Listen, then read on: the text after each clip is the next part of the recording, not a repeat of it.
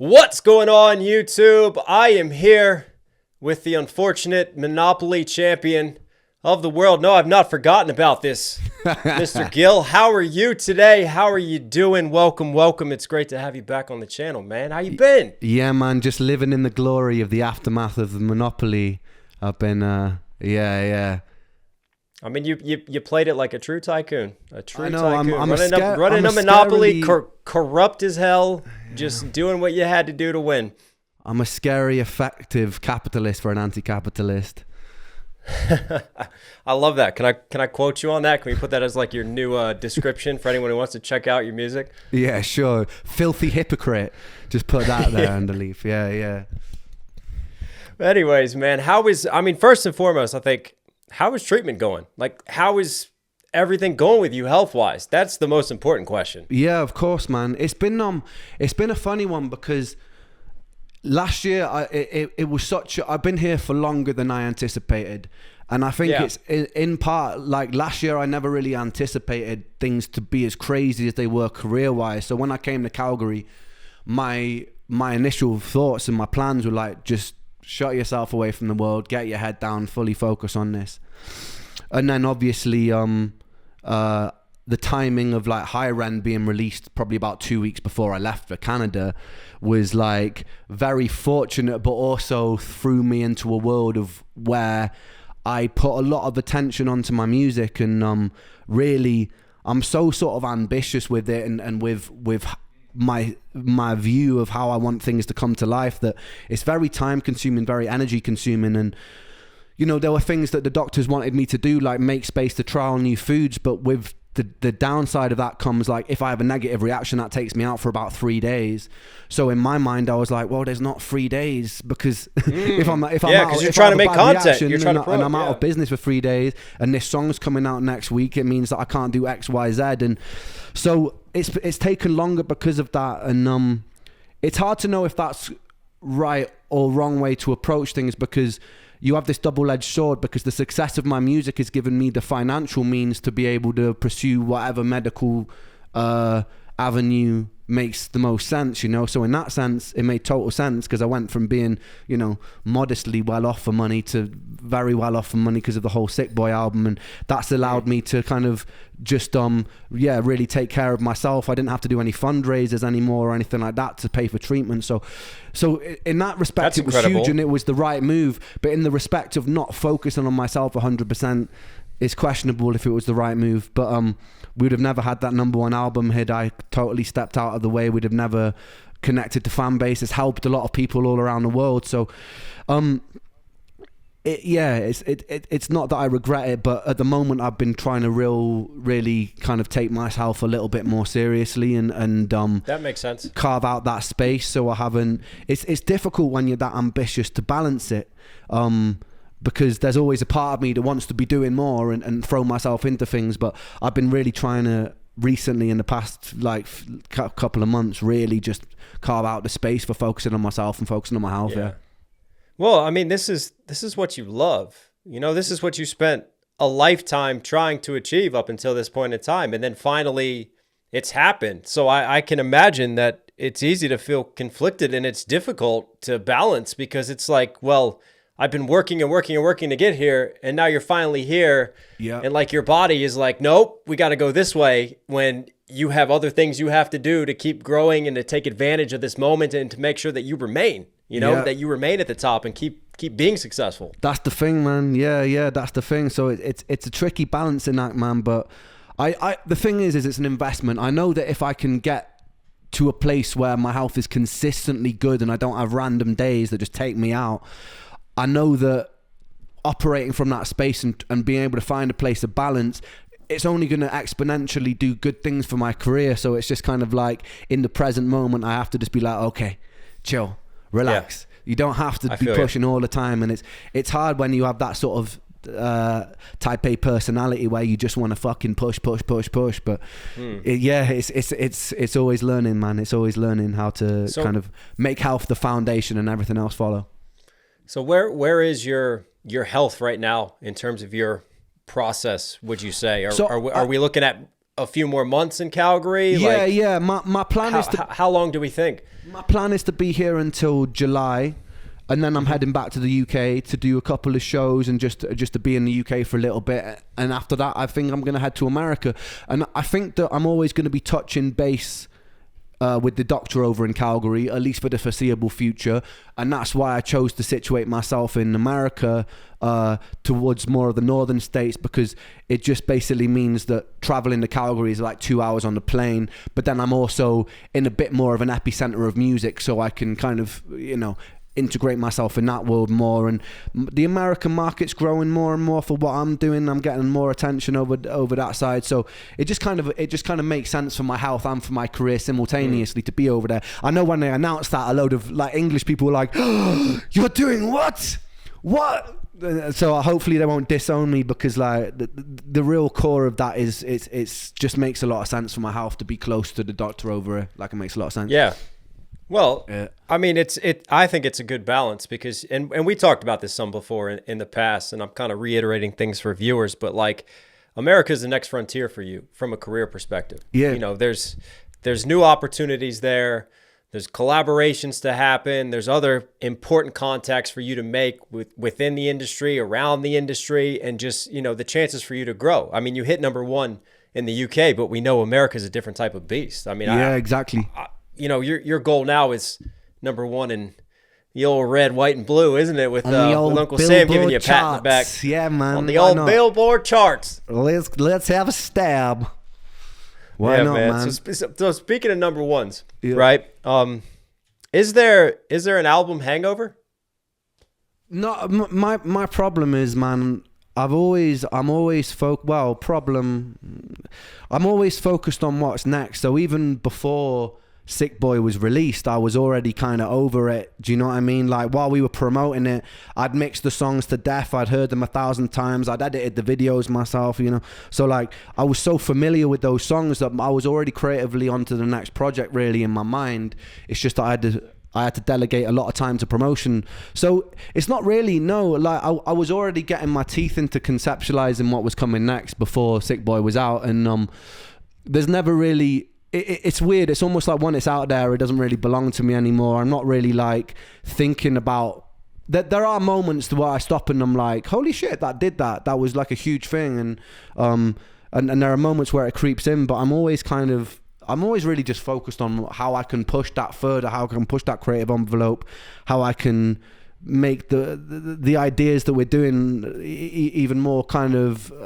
I'm always trying to find the new thing that's kind of like innovative or outside of the scope of what I've done before, and trying to push myself and make myself suffer a little bit, and all the people around me trying to create it. So, yeah, it's good to be uncomfortable. I wouldn't really say there was an energy. There was... What I did let myself do is enjoy the release a little bit. I came home to the UK and I caught up with you a little bit over Christmas, and I just really like... One thing I don't often do is just kind of like soak up in the aftermath of it, and I let myself do that a bit after this album, and that was nice. Yeah, that was nice.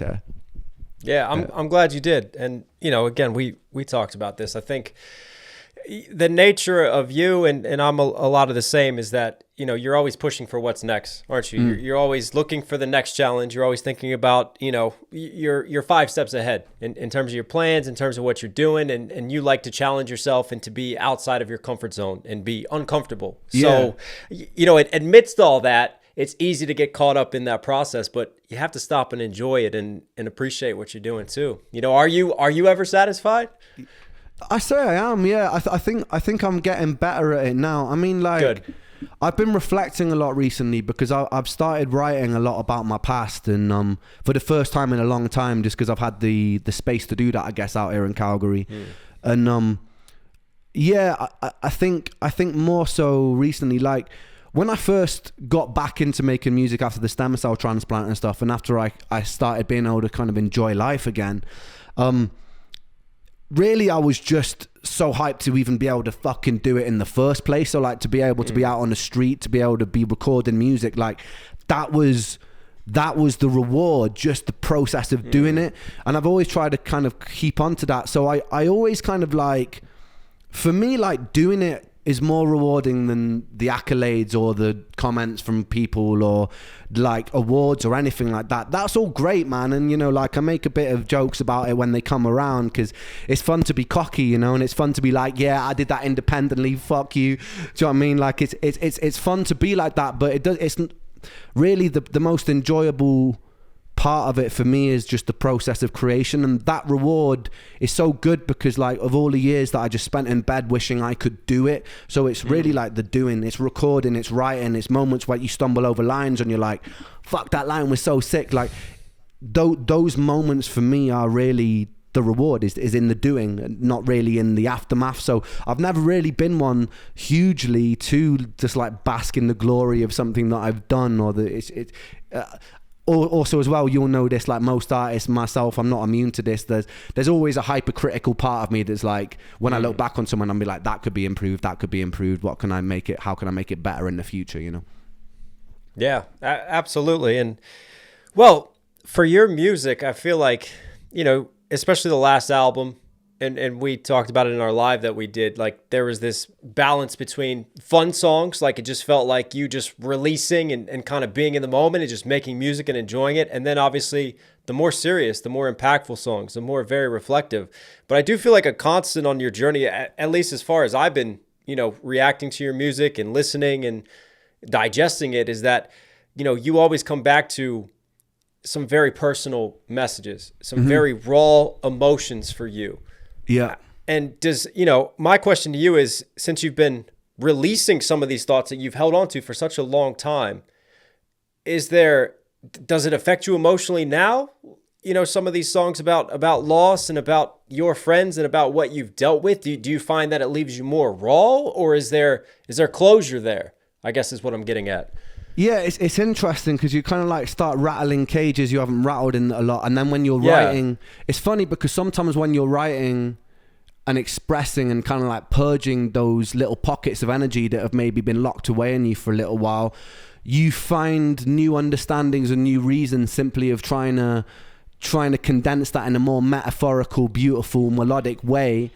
It can reveal some things about yourself that maybe therapy couldn't have even touched on and stuff like that. So in that respect, I just made up a word then. It takes an expense and a respect, you know, it takes its toll. So yeah, in that respect, it is cathartic, definitely. And then sometimes it leaves you in a funny place because you're having to like dig into an uncomfortable space. And I know for me, it's always justified by what it does for others. So even if it leaves me a little bit sort of uneasy in myself, if it's helped somebody else because I've always just believed in being raw and unadulterating it. And you know, like when I wrote my song Depression or Insomnia, they don't end up in some sort of like Hollywood hopeful place. They actually just end quite bleakly because that was the truth at the time. And I always believe in just saying the truth as it is, even if it may not be.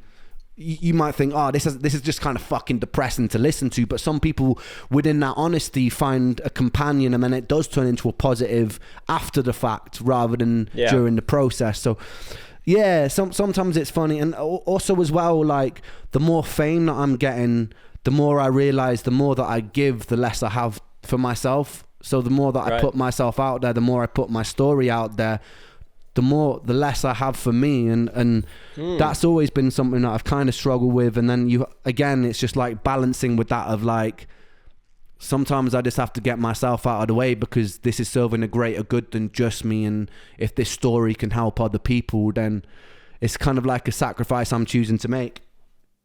Does it ever reopen old wounds when you go through the musical process of that?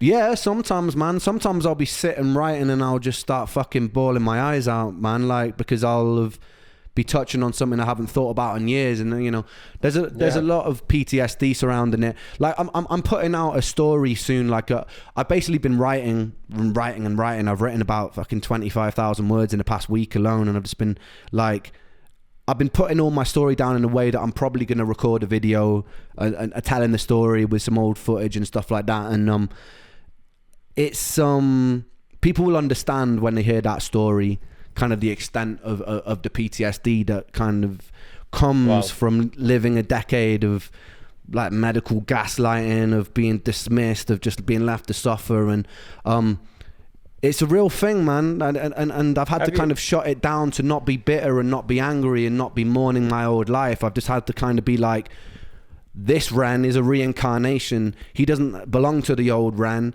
And then if I look at my life that way and separate myself from the old Ren, then I can get some sort of emotional closure. But when those worlds start blending together, it is difficult, because then you become that thing that was full of bitterness, full of sadness, full of grief, full of just desperation. And Go on. Sorry. I'm just quite happy to not be in that place anymore, you know? So it's almost like I see it as a different chapter, a different version of me. Well, I mean, you went through a decade of being conditioned to be that way. I mean, that was your homeostasis emotionally was fucked, wasn't it? I mean, just to be blunt about it. So do you ever feel... Is there ever that imposter syndrome now? Because you spent so long being in this darkness. Do you ever go like, I don't deserve this fame now that I have? I don't deserve this success? Do you ever like, I don't know, have this sort of reverse syndrome of sending yourself back that way? Nah, not really. I understand imposter syndrome, but I don't think I've ever experienced it, just because I work so fucking hard to be like, to even feel healthy. Like the amount of effort that I put in, even to be able to get around, sort of like walking around outside and without feeling like I just needed to lie down every fucking 10 minutes. Like the amount of effort it took me to get to a place, even where I was like able to make music again, was like monumental. So I actually feel like I do deserve it. Not to sound cocky, but like I put in so much work, man, to get here. And no, you had to be tough mentally. It obviously hardened you, but it's what drove you. And, if anything, I feel like with my level of ambition with this and of having like conquered things that some doctors told me were impossible to conquer, it's if anything, what I suffer from mostly, rather than imposter syndrome, is feeling like I'm at like 1% of where I could be, and always trying to push that and grow that and take myself and my own skill set and my ambitions for what I'm creating even like bigger and more interesting and more unique. So like I feel like I'm just getting started really, and that's kind of more where I'm at. I'm less not in a place where I don't feel like I'm deserving. I'm less in a place where I really don't feel like I'm anywhere near I could be yet. So I need to put more work in. So because I get frustrated at my own limitations, so I'm trying to push them by increasing my skill set, you know. Hey, we're only human at the end of the day. Speaking of, looking back, that side of things, let's look forward now. You have such a massive, very dedicated following. And you talk about, justifying certain scars and certain past memories by, the message that you're spreading and how you're helping other people. But with that, I just wonder, as you try to be unfiltered with your musical process and with your writing process, are there ever times when you have moments as you're writing when you're thinking about how people are going to react to it now because you have this new level? Do you feel sort of this pressure like, I need to maybe edit this in a certain way or tweak it because I'm not sure how this is going to be taken or that, because I just remember, my own experience when we're started, we can write literally whatever the fuck we want because nobody's heard it yet and there's no pressure on it. But now you have a new level of pressure and a new expectation. I mean, does that go into your writing process now? Funnily enough, only recently it started leaking into it. I'm around the same age as you in it, so we grew up in an era where like fucking tongue-in-cheek outrageous rap was like at the forefront of like what was influencing us, right? Yeah. And that never really left me. And also humor was different back then as well. So like very unpolitically correct things that you'd be joking about were done so. In my head, look, and I feel like Bill Hicks and George Carlin, some of my favorite people, they comedians, and more recently like Ricky Gervais, they say it very well. That humor's always meant to be taking the venom out of something or framing it in a way that you can laugh at it, even if it's a really fucking serious thing. If you can poke fun of it and laugh at it, it takes the power away from the hatred that is making that a problem, right? So like even myself, like I like to be around friends who will joke about like my chronic health condition and things like that, because to like be around someone who's comfortably enough to laugh at something with you without getting massively offended. I think that that's a real skill, and I feel it's a real shame that we're moving into an era where people are losing the ability to laugh at things, man, and take things like so seriously. It's like, that's offensive, because I think we should take ourselves less seriously than that, because I think comedy has got a beautiful way of making the tragic and the atrocities of the world into something a bit more lighthearted. And because at the end of the day, it's the way that we that we communicate, that we interact, it's all really human decisions. So how seriously we take things is always going to be subjective. It's always going to be a decision of us. And we've moved into a time where people are fucking reacting, but it's hard for that not to leak into it. So like when I've been writing lyrics recently, I've been like, fuck, how is this going to influence the youth like listening to me? How is this going to influence someone who's more impressionable?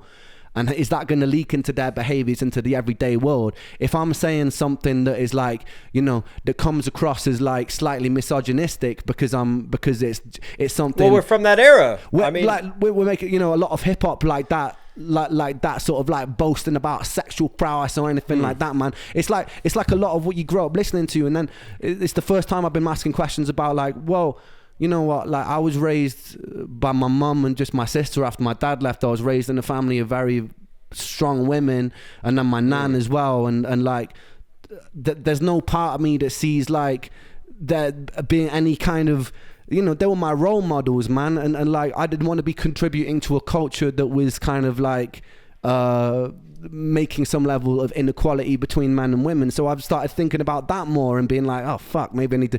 And then there's the other part of me that's like, yeah, but it's just a fucking joke. It's just a joke. Yeah. So why are you censoring yourself in this respect? So there's been this kind of like internal struggle put on because the outside world's changing a lot, and a lot of people are checking people and stuff.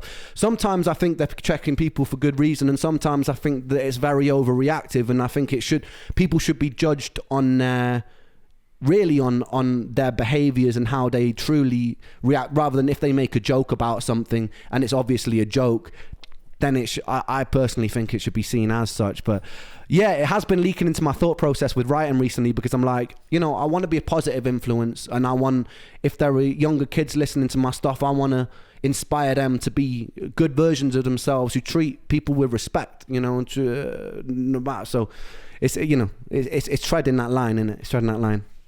Yeah. Well, you know, we're not all cookie cutter, right? We're not all just one dimension. You know, humans have a balance. We all have good days. We all have bad days. We all have moments when we're just fucking joking around and nothing matters. And you're walking around just eating whole cucumbers. And I'm like, what the fuck are you doing with your life? But, you know, yeah, we have other days when we just feel things more emotionally and we're more sensitive. My thing is that I don't give a fuck about much in terms of how people perceive me. That's not the thing. But I do give a fuck about potentially influencing some sort of judgment that's rained down upon others, or potentially being in a place where I'm initiating, like I'm always like trying to encourage my fan base to kind of communicate with each other, even if you disagree with each other, you know, like and find those threads of humanity. So yeah, I think we kind of lost that too. Standard.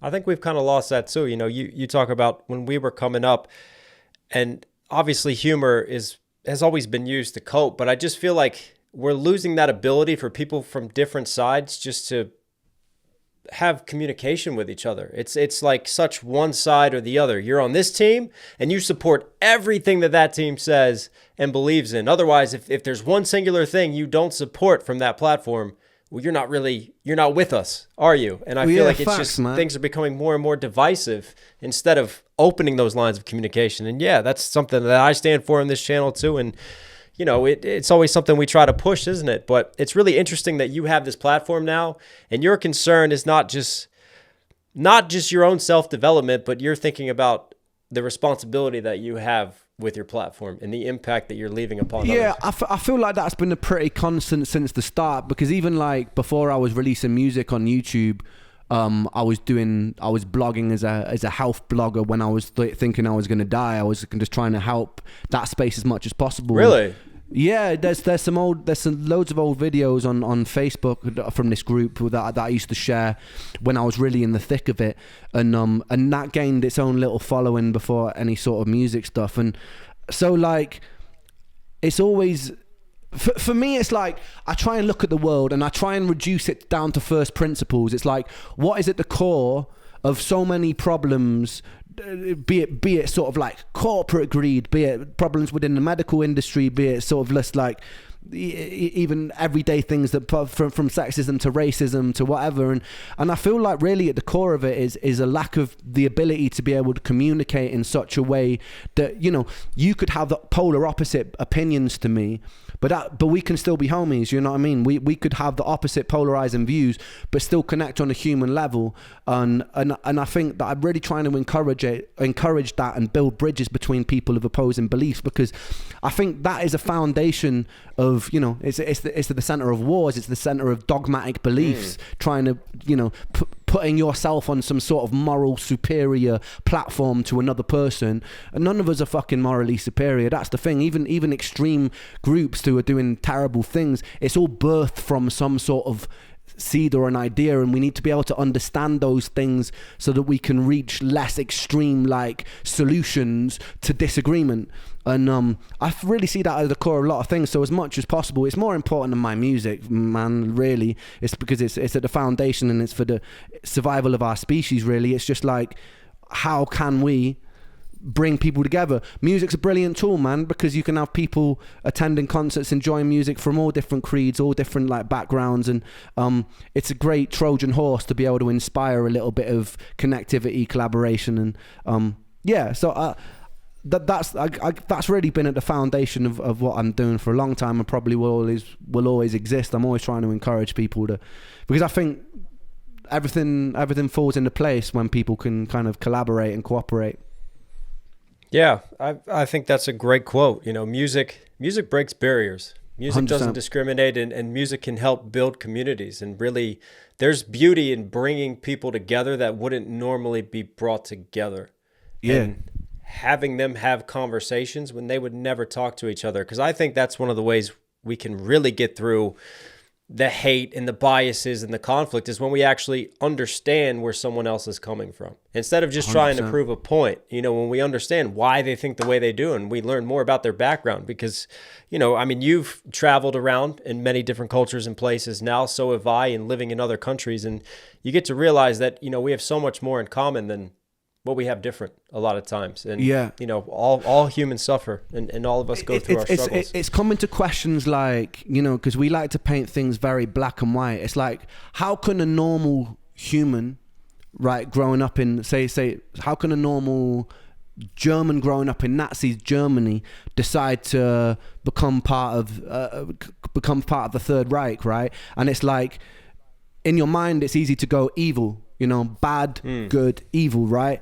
But then it's like, look at the economic like disparity at the time, the collapse of the Weimar Republic, what was going on at the time, the fear of potentially, if you don't choose this side, what happens to your family in that situation, that you putting yourself at risk when you see people being, you know, sent to concentration camps simply for their like ethnicity, origin, for the fact that they're a Jew. And it's like, it's kind of like trying to understand why people came to the beliefs that they did, if you see them as radical and if you see them as evil. And it's like, how can we reverse engineer that and try and understand the situations in place that led someone to making those decisions? How can we find that thread of humanity towards that seed? And then how can we find points of relatability where the outcome doesn't need to be so extreme as, you know, as extreme as genocide, you know, like, and really trying to find those points of connectivity where a black person can sit down with a KKK member and they can have a conversation and find a thread of relatability, you know, like, it's these things are vital, otherwise the divide just gets wider and wider and wider, and there's more suffering, you know. How do you stay optimistic? Because I feel like you've always been so optimistic with your outlooks and your messages, societal wise. It's because it's everywhere, man. There's proof of collaboration. There's proof of community. There's proof of humanity. There's proof of empathy. Everywhere you look, you just have to look for it, man. Like, it exists within every single person you meet has some degree or some sort of capacity for moments of real humanity. And you know, I feel it in myself, and I'm a human being, and if I can feel it in myself, then it should be theoretically achievable by anyone. And yeah, there are moments that happen that make me feel like human beings are fucking idiots, that make me feel like that we operate in a way that's very self-destructive. But I think we also have an amazing capacity for operating in a very beautiful way and a very collaborative way and a very community-based way. And so yeah, I mean, look, like, if I was to be pessimistic and bitter and angry and that was just how I felt about everything, I'm just helping be one extra person that's pushing the needle in an opposite direction. So to stay optimistic and have a positive outlook is just doing all I can to move it in a positive direction. And if it doesn't ultimately, and our own stupidity is the cause of our own self-extinction, then at least I felt good about it during the journey. Do you know what I mean? Like, I could have either felt upset about it or I could have felt good about it. It's a personal choice. So I'd rather feel optimistic and positive and happy because, you know, I'm only here for this short amount of time, so I might as well enjoy it, you know? Life's too short. What fulfills you? I think just creating in whatever capacity, whatever respect, man. Be it making music, conceptualizing music videos. We started making clothing and stuff recently. Coming up with ideas for the promotional campaigns. Like, the stuff that excited me the most about the Sick Boy campaign was when we did that whole fucking treasure hunt thing and did the whole burying the money on Jura Island, because it was different. It was a way to express creativity that was unexplored for me at that point. And I love just, in whatever capacity, being able to create something from ideas, watch it materialize, and then watch the world react to it, man. That is the most fulfilling thing for me, is simply the process of creation. I love it. I love it.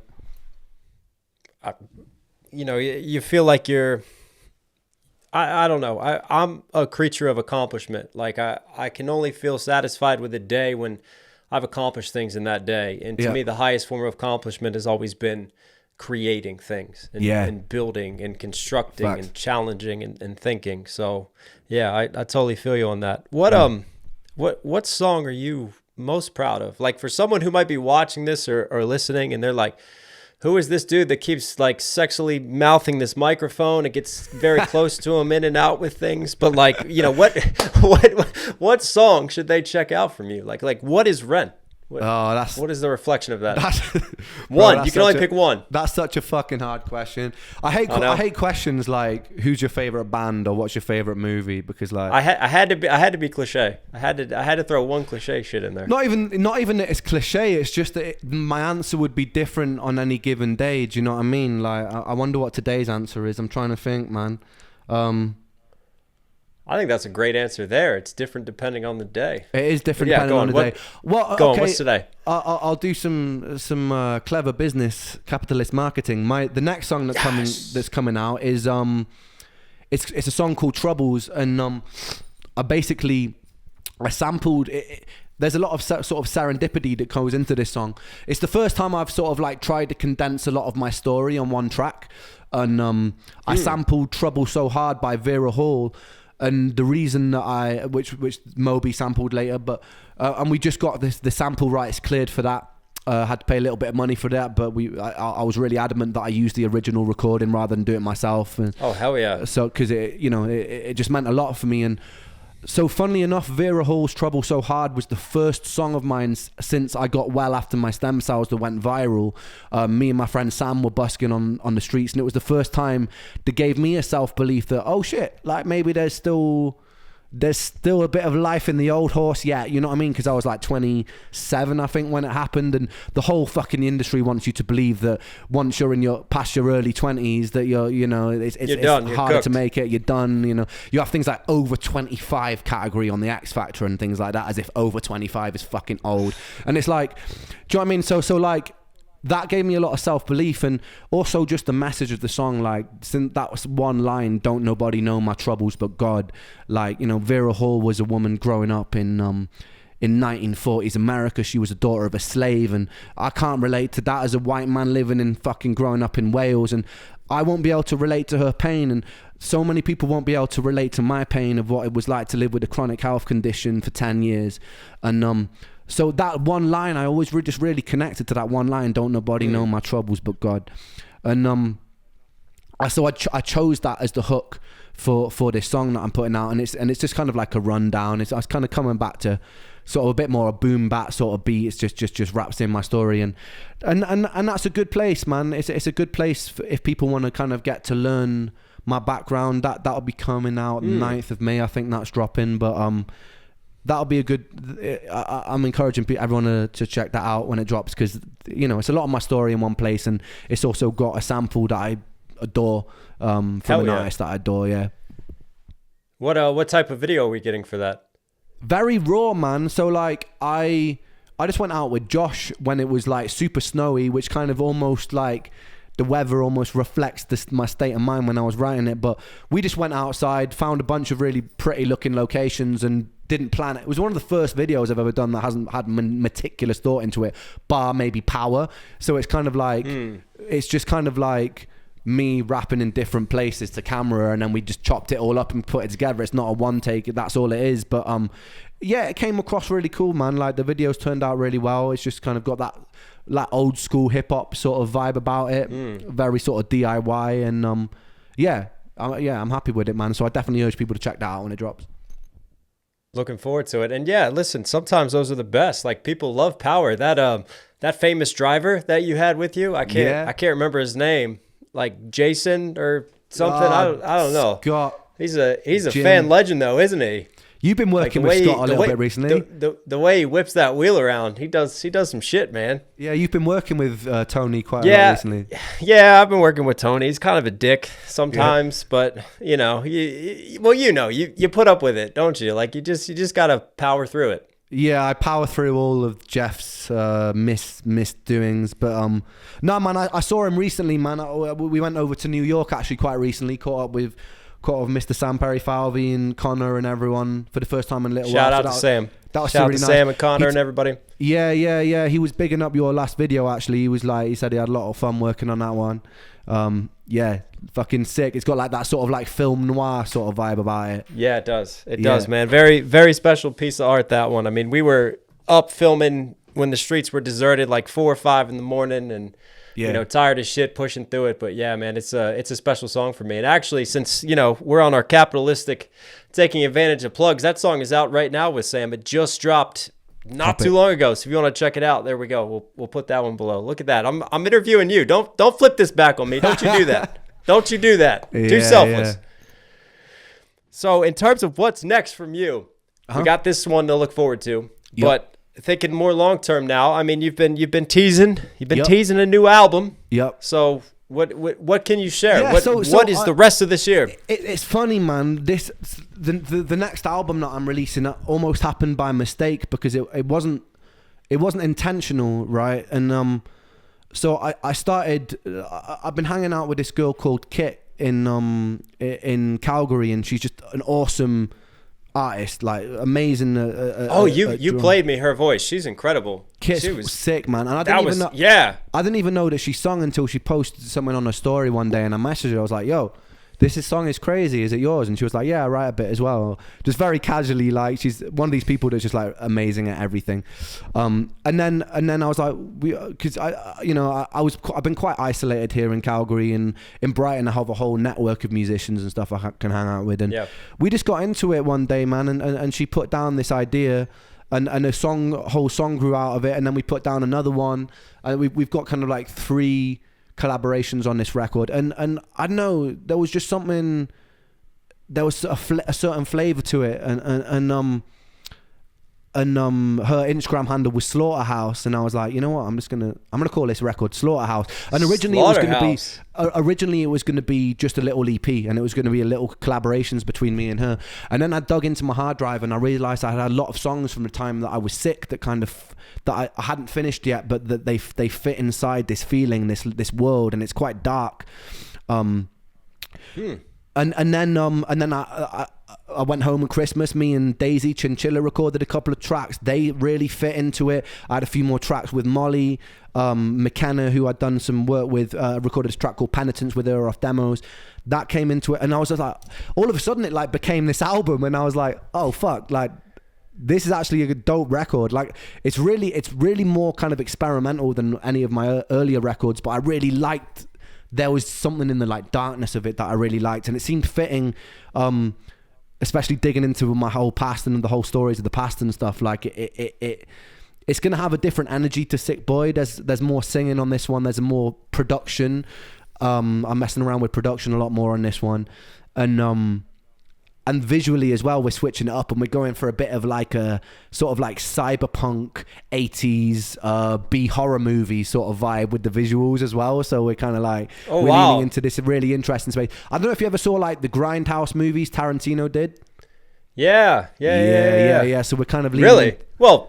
Slaughterhouse, the name of the album. We're walking down this road. Yeah, and also serendipitously, like my favorite author is Kurt Vonnegut, and his most famous book is Slaughterhouse 5 as well. Mm-hmm. And you know, all of that's kind of leaking into it as well. So yeah, I mean, I'm excited to put it out, man. It was kind of like this whole project wasn't meant to be a thing. I was meant to do demos 3 first, just drop that. Demos 3 still cooking, but that's now on the back burner.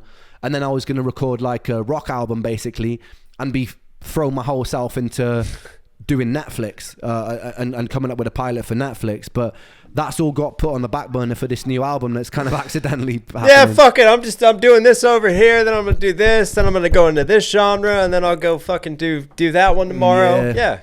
It's fun. Yep. I love how nonchalant you are about that. I never like to be comfortable, man. I always like to put myself in a space that's the challenge. And that was the whole thing about Sick Boy for me, man, is that, you know, I wanted to make a just rap album because I've never done that before, and with the rock album I want to do a just rock album, and I like to set myself those confines to make it more of a challenge because it's an interesting space for me to jump into, you know. Yeah, 100%. And you know, we had a moment when we were hanging out and we were kind of previewing songs for each other and playing stuff, and what I will say is those, you know, the Chinchilla songs that you played for me, the Kit songs that you played for me, for those watching, yeah, I'm really looking forward to seeing what those develop into, because those were just the bare bones that you played for me then. So yeah. I'm excited. I think this man is gonna surprise a lot of people, but he's gonna take you in some new very good directions too, creatively. So I'm excited. Make him feel things. Indeed. Speaking of Vonnegut, by the way, I have no idea. Like, I was digging through old notes with you, and like right next to your name, like I have Ren and Kurt Vonnegut. So there's serendipity right there. I don't know why that's just sat there. I think maybe we were talking about like books or something. Hey, there's a question. Look at that transition. Man, I'm getting my interview game up. Jeez. What's a book that you can recommend for our audience? Because you're very well learned. Yeah. Well learned, stressing the right syllable. You know, you like to read. What's something that our audience should enjoy this year, man? Give us a book recommendation. The Knox Book Club. I definitely recommend digging into like all of Vonnegut stuff, like Slaughterhouse 5, Breakfast of Champions, Play a Piano. All of that stuff is. I know. I just love the way he writes, man. There's a lot of satire and humor in it that I love to pieces. Because I'm a huge fan of dystopia. So like, you know, like George Orwell, Aldous Huxley, all the greats from that time. I've been reading a lot of Charles Bukowski recently. That's like, and that's a little bit of like what we were talking about. That's a little bit of an antidote to an overly offended world, because it's a lot of the stuff that he writes is just fucking ridiculously offensive in 2024. But I really like his way of writing, man. I really like his cynicism within the writing. I love it. But there's lots of, when the moments of humanity break through that cynicism, it's really poetic. It's really beautiful, man. Charles Bukowski, Post Office, I'd recommend, by Charles Bukowski. That's a great book. Charles Bukowski, Post Office. There we go. Yep. We're gonna have a meeting next week, and we're gonna review it. All right, cool. Book club. Oh shit. You know what? I had a great. Oh, I know where I wanted to. You know what's funny is that like I set aside like maybe a couple questions, like 2 or 3, and then you start talking, and then it starts getting my head turning, and then we just kind of lead from question to question. But this one here, is there ever a line as a writer, as an artist, creatively that you shouldn't cross? Or there are no boundaries with creation? What do you believe there? I mean,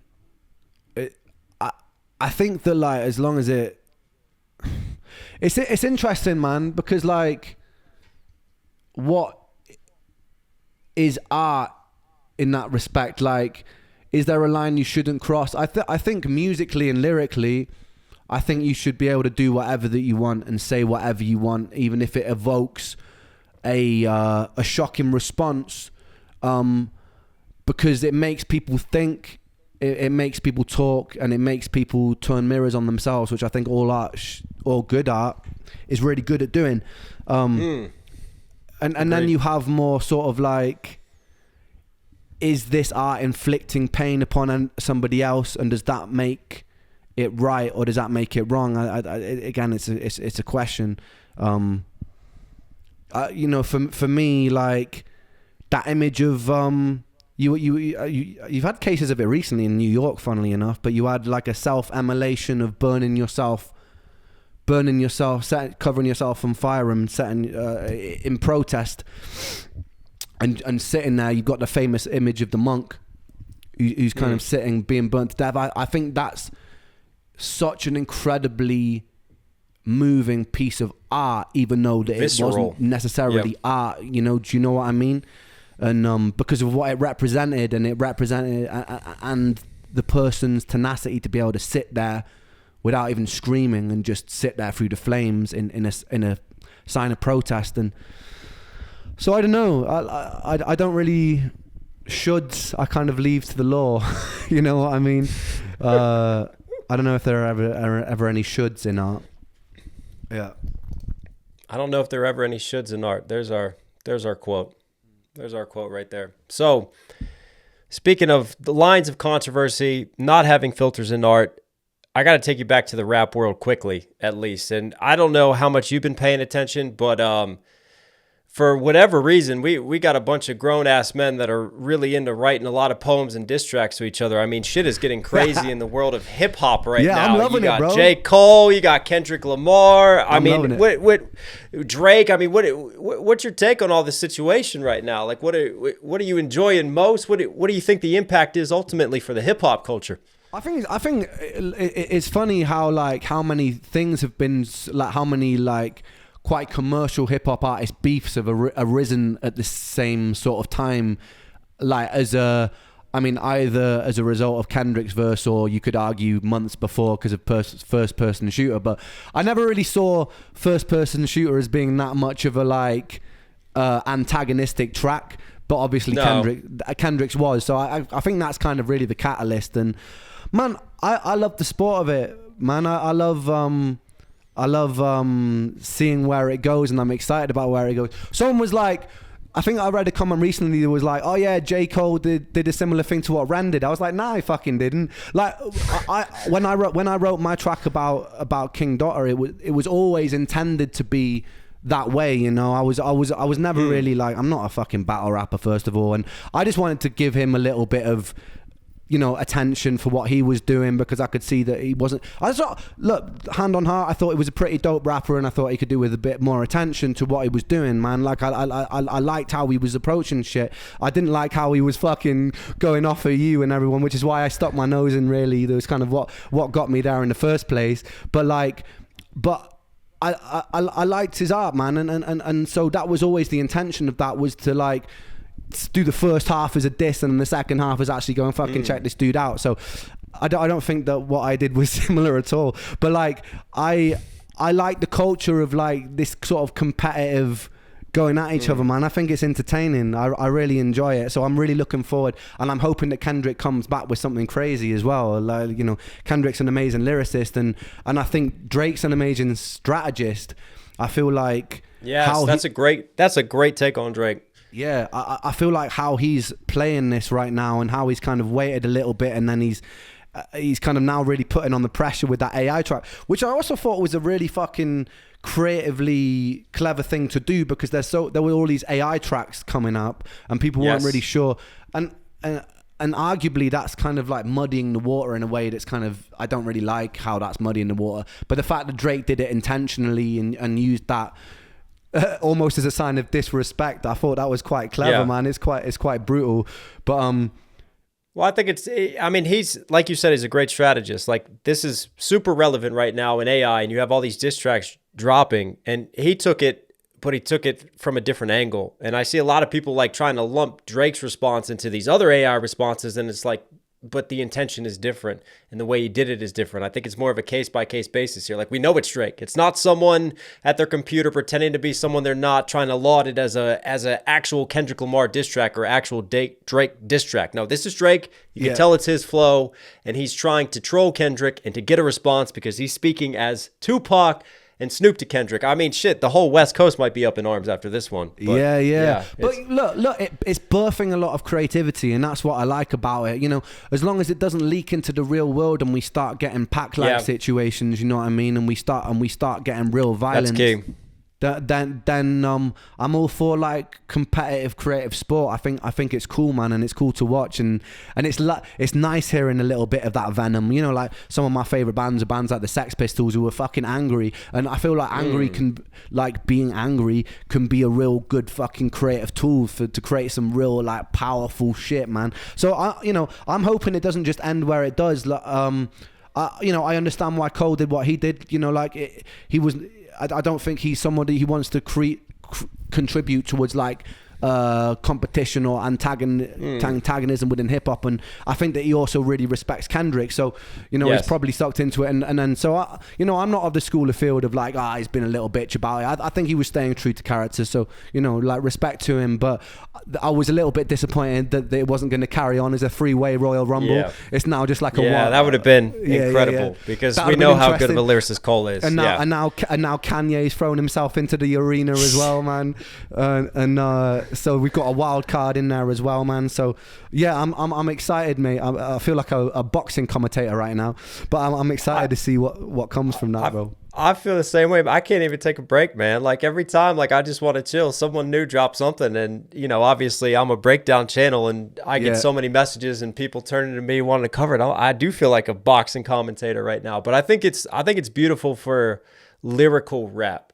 Yeah. And just making people appreciate pen game once more and appreciate talents with lyricism. Because I feel like so much of mainstream hip hop has more been just sounds and feels recently. It's nice to bring back the focus to the lyricism and to the pen game itself. And I think that's 100%. What this beef is ultimately doing. And like you said, I hope it stays in the studio. It doesn't get taken outside of that. But yeah, I mean, there are like exposés that I suppose change people's lives in a way, like when the whole Pusha T and Drake beef was happening, and then like the world found out that he had a kid and stuff, like like that shit's like psychological warfare. But I'm a little bit here for it. Not gonna lie, it's a psychological battleground, man. Yeah, and I think it speaks to Kendrick's impact too, that he can go away for so long, just do one verse. Just one verse has forever shaken up the hip-hop landscape of 2024. I think that speaks to Kendrick's impact right there. No, 100%. I'm really hoping he comes back with something really, really sick. If he doesn't, he doesn't, man. I'm not. Like, I've seen a lot of very heated comments like, if Kendrick doesn't respond, his whole career is over. It's like, come on. Come on. Welcome to the internet. Everybody overreacts. Yeah. Come on. But for the sake of the sport, man, and for the sake of getting bangers, I really do hope he comes back with something really good. And I hope we get like a bit of like a, because the Jay-Z Nas thing was drawn out a little bit, and we kept on getting some fire tracks out of that. I was listening to some just this morning, man. I was listening to Ether this morning. I still think that's a brilliant song, bro. So like, I'm hoping that it's drawn out in such a way that we get to see like an old gladiatorial battle between them fighting it out. Because I feel like Drake's trying to end it by the summer, but I think Kendrick's going to drag this one out as long as he wants to. Kendrick doesn't have a timeline. No, and that's the thing as well, man. Like he's probably just chilling right now rather than like in the studio sweating. So yeah, but I'm interested. I'm hoping that he does come back. Like, to be honest, I'm a fan of them both for different reasons, you know. Like, I appreciate them both for different reasons, and I think Drake's been real good at like influencing culture, and you know, he got himself behind Top Boy, which I thought was a great series, and like he's like he is really. I think he's been in the battle circuit too. He's helped battle rap a lot as well. Like, yeah, man, you know, he's had a huge impact. You can't take away from Drake's impact. No, I don't care what anybody says. Even musically, he's influenced so much, man. Like, and he is a good rapper, man. He's a good rapper, and then you've got the other side of like Kendrick, bro. Kendrick's just phenomenal in terms of his unorthodox lyricism, like the way that he you know, the first times I was hearing Kendrick, the places he was taking flows, what he was doing with his voice to make it sound like there was 4 people on the same track that was all him. Like, he was doing some real fucking creative, innovative stuff that, you know, that influenced me a lot, I'd say. So, you know, they both come from very different places, I think. So it's an interesting feud. Yeah. I mean, you made a great point about, you know, your battle and then J. Cole, like, you just want to see artists just stay true to themselves. I think Definitely. Cole ended up staying true to himself. I think you stay true to yourself within your battle. Yeah. Listen, we don't need to talk about me. I think I always stay true to myself in my battles. I'm a dickhead, so we've accepted who I am. But you know, the thing is, just to say again, like, I never went into that battle with like any sort of animosity or venom. Maybe one day, like, it would be interesting to do it, like if somebody genuinely to have real fucking beef. Yeah. Because I know that he said some things to you that actually genuinely fucking pissed you off, which is, you know, and I understood that, but that I never really had that thing. So it'll be interesting to be in a space like being like coming at, I know with some, I feel like I come at systems of being with that sort of venom, you know, like in things like Money Game and stuff like that, but I've never really had any reason to feel that way about somebody. Actually no, that's a lie. I've got a track I think I showed you, I've got a track called Music Business coming about some shit that went down in my experience with the music business. That's very unapologetic. That's got some venom. That's very unapologetic. It's got a lot of venom in it, and I'm looking forward to that coming out, actually. I know I situate myself as a person of peace and good and unity, and I do believe in that, and I do believe that we should all be. But there are some things and some cases of exploitation that I think should be exposed. Venom can come out. I think that there's real venom between Drake and Kendrick. I think we're going to see that, and steel does sharpen steel. So, like you said, as long as it stays musically, they can only push each other. Well, I look forward to the day when someone decides to push Ren the wrong way, and then we get to see the other side of him that's just lurking deep down. There is a beast there. There is a beast there. There's a lot of anger down there, for sure. But listen, thank you for being here, man. Thank you for spending some time with me. As always, is there anything you want to impart upon our viewers? Any final words of wisdom? Nah, I'm not that wise, I'm afraid, but I hope that everybody is doing very well, and I'm excited to release my new stuff. And yeah, Knox, man, we need to catch up next time. Be nice. Yeah, I've been hit up at something that you're gonna be at as well. Yeah. Sweet. Asking about me going, so we can. Anyways, we're not gonna give anything away here, but a lot more coming. Yes, brother.